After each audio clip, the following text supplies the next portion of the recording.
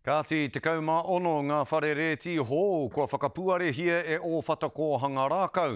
I runga i te whāinga ke hoki mai anō ngā taitai huāanga ki te kāinga. Nā te mahitahi a te tūā papa kura kāinga me te Affordable Rental Pathway i te tuki ai tēnei kaupapa. I noho tahi a Timothy Chakiway me etahi o te hunga. Ka noho ki ēnei whare hōnei anei tāna pūrongo. He pautuara i te mā ki te reti ua nei. Ngā whare pēnei, māma noia ki te chaki, ta maha no te whare, tēnei tua wete au a tātenei mahi ki ta hanga whare pēnei. Kua haki nā tatau o tēnei whare, te wāhana tuatahi o te rautaki whare o whatakōhana rākau. We were in emergency housing twice before we landed with a rental last year. Te kaumārima nā whare haireti mo e tahi atu whānau. We thought we were all good, and then then we ended up having to go house hunting.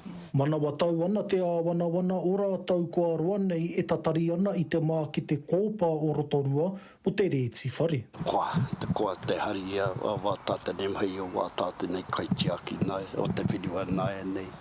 Ngā whare a tāhua nei. I ta wā i tupura ke ai au i hanga whare, o rere ki ngā whare tau hoa. He wāhi e haumaru ai nā tamariki tōnui ai ki te āpōpō. Just over the last few days, I've seen the change in them.